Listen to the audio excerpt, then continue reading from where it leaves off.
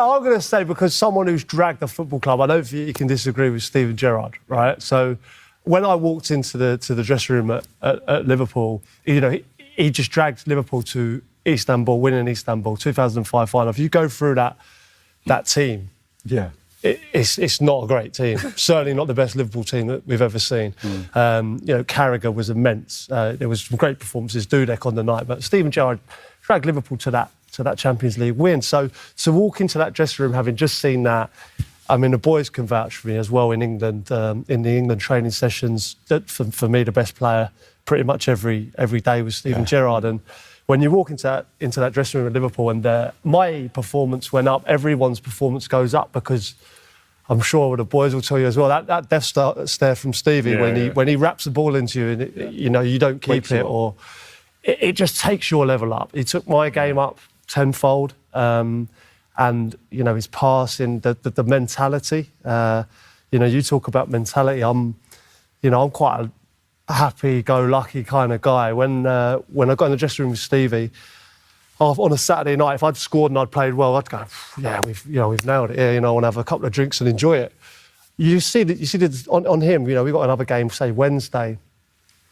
The game on the Saturday is gone. I mean, you must have seen it loads of time, Rio, in the Man United dressing room. But for me to see that, having come from Southampton, and no disrespect to Southampton, but to see that sort of mentality of the Saturday Tuesdays, the Saturday Wednesday, every single week, no let up whatsoever, it was an honour really to be in that dressing room and see it firsthand, and incredible what you achieved. You know when you used to get that ball wrapped into you from him, and you talk about that death stare if you get it wrong, was that a massive pressure for you as a forward? Like, now, honestly, I saw players go under, you know, really go under, because you know what Stevie and Carroll like it. Within the first training session, they're writing £20 million players off. You know, it's a ruthless game, you know, sink or swim. We've all due, you know, and listen, I wanted to succeed so badly at that club, and I thought, right, the first one, if it's come off me, I'm working on it. I'm not going to let him down. And at times I felt myself trying to impress Stevie more than Rafa.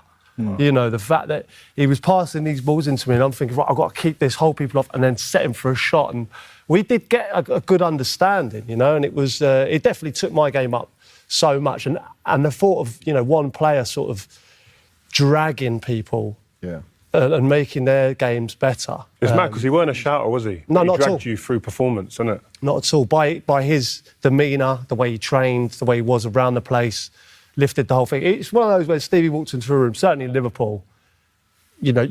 Yeah. Stevie, so we have a section called Failure is a Bruise, Not a Tattoo. It comes from something that happened earlier in my career. You've probably witnessed it. What was your lowest moment in your career that you look back on and think, I've not been lower than that? It'd have to be the obvious one. The Chelsea moment, and then the Crystal Palace game, realising that it had gone. Still pains me. I've come through it, and as you say, it is a bruise. It was a learning experience. It's something that I always will take responsibility for, that moment. That's the moment to look back and think, if only I just got that right, it'd be so much better. Do you still remember the moment, the actual moment itself? Not as much as I did when it was fresh and stuff, and with time, obviously, you think less and less and stuff. You're obviously focused on the now and moving forward and stuff, but it definitely flashes back. Of course it does, and I think the reason why I always say that moment to that question is because I don't want people to think I'm ignoring it. And I think because it was quite cruel, if you know what I mean. It wasn't like an own goal, it wasn't like a technical thing, or it was quite just like you know, that's happened to me in my life so many times, on stairs, outside, on a wet floor, blah, blah, and nothing happens. It's not a bruise, because it's not a failure, but unfortunately it happened to me at a real cruel time from a personal point of view, so that's the reason why I don't want to look as if I'm ignoring it. How long do you think at the time it took you to get over it? Because I remember it was just before the World Cup, wasn't it? And at that time, the Liverpool players were a big part of that squad. But you came to, I think, I always remember the energy that, you know, you, Adam Lallana, Jordan Henderson, Raheem Sterling, Daniel Sturridge, Glenn Johnson was still, there was about 5 or 6 of you that were a big part of that squad. They were all flying at the time. Listen, I had a really strong season in terms of what I was asked to do in the team. I was playing in a deeper role, but I think I complemented the new energy and the new stars in the team, if you like. But it definitely had an effect on me mentally for some time. I don't know whether it was months or years. I mean, still to this day, when it has a flashback, it still doesn't feel great. So, I don't know. I suppose it's an ongoing thing, but time-wise, I don't know. Maybe that affected my decision to maybe go to America for a few years to really just. I think being in Liverpool, you've lived this yourself in Manchester. When you're in that and you're in that routine every single day, that pressure and that responsibility, I think sometimes you've just got to break free. You've got to break free and go away. So that's the reason why maybe not going to play for a Celtic or a Rangers or drop down to the Championship was the right thing. I think for me, I still felt I wanted to enjoy my footy. I still felt I had a few years left. Maybe not at that level. Could have been a sub, maybe, or a backup player, which I was offered to do. But I just felt for me and my family and the ending, I felt the right thing was to just go and reset and just go and, live a little bit. And that moment was part of it, you think, at the time? I think it probably was, yeah. It wasn't on the back of that. I didn't do it because of that. But probably where I was at, I'd probably say it had an influence, yeah. In terms of obviously the players that we see now, and we know a lot more about mental health than we did even sort of 5, 6, 7 years ago, let alone 15 years ago when you were in the changing room. How do you cope with that now as a manager when you see players that potentially have those types of issues that exist? And did you seek any help at all during your career by a psychologist? Yeah, yes. I had a groin avulsion, which is, to explain, that's where your groin muscle completely comes off the bone. Yeah. And I didn't have any guarantees or certainty that I was going to recover from that and play again, and I struggled a lot. Selfishly thinking, what if I don't play football again? And now, obviously, with age and experience and maturity, you realise that there's a life as well as football. When you're in football, you don't think there is. Can we sort this debate out now? What debate? Lampard versus Gerrard. Oh, we'll never sort that out. Or Scholes. They're completely different. But Gerrard, if you have to pick one player to go into a team, you can't tell me you would pick Lampard over Gerrard. Depends what you wanted. Depends what you need in your team. Okay, so what do you need in your team? If you need a goal scorer, you play Lampard. If you need... No, but Gerrard scores goals. If he was put in a role where he could be the third man runner into the box, late runs it, he would score the goals at Lampard. If he was in the team that Lampard, he would score equal the goals. So you're basically settling the debate by saying it's Gerrard. It's not even. You've played with both of them, and I've played with both of them. And when you're on the same pitch with them, it's chalk and cheese. Like Lampard works entirely hard. He's brilliant at what he does, but it's his mind and he's running and he's finding his way into the box. But he doesn't dictate a game. Well, that's an ability in itself, isn't it? But if he's allowed to do that in the setup he did. You've both got Gerrard ahead of Lampard in this order, which suggests that this is for the viewers though. I understand that, but that's what I'm saying. But I think the bigger, people will always debate that Lampard or Gerrard or even, and they bring Scholes in as well, and then it becomes like, I had no idea. Okay, so who would you pick? You're the Messiah. You've been doing it for how long? 30 years. I think the better footballer is Gerrard. Okay. Out of him and Lampard. Yes. But Lampard will give you just as much probably for your team in terms of goals and stuff like that. But for me, Gerrard. Okay. Always just slightly ahead. They're both unbelievably high players. And then, but then if you throw Scholes at me as well, I just go, I don't know.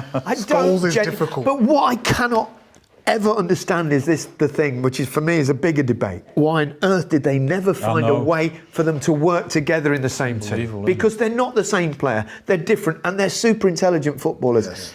But because they played, we were stuck in our ways of playing that 4-4-2 and it either put Lampard on the left, Scholes on the left, and we had these players design a system where you can actually all play in the middle, but they wouldn't do it. Incredible. And of course they could have played together and in a successful team. And that for me is those players in that team: Scholes, Gerrard, Lampard, Ferdinand, Owen, Rooney. Yeah. How did they? That golden generation never even got close to silver, let alone gold. Pressure though, wasn't it? Yeah. Pressure. Incredible. I've just remembered when Sir Alex asked me, I think Stevie's told this in his book, hasn't he? Where I went into his room with England and asked him to sign for United. Who's Stevie G? I felt as though it was a little bit of a helpless sort of it was a Did he seriously think? I mean, was he, when he asked you, I mean... Honestly, no, well, I'm just worried, was I still at United? he just said, Roy's flagging a little bit. What did it mean, 2004?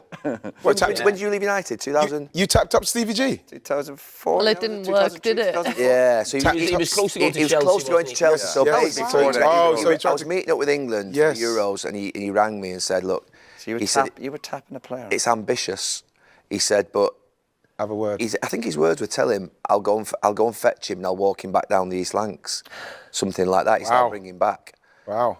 And I went to see Stevie, and he was quite categoric pretty quickly. That was probably to you, though. You can't. No. But how did you approach him? I got my Knocking on with 2 cups of tea. Yeah, but I remember it. I remember it. Please, Steve.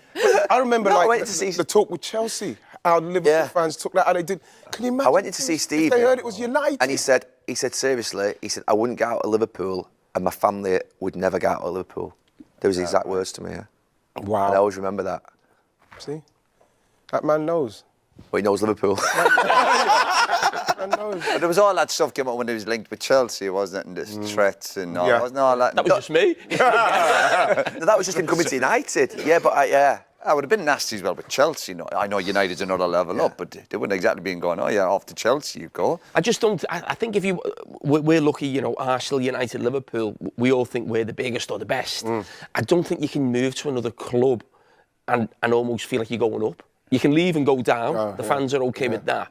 But if, you know, someone from United, Tevez goes from United to City, even Ince, it wasn't from United to Liverpool, but it was, first, you see Michael's situation now with sort of... Fans never forgive you, they're mad, aren't they? Fans, even if a club is getting you out the door. All right, I know what the answer is to this one. Gerrard or Scholes? I can't answer that. Gerrard.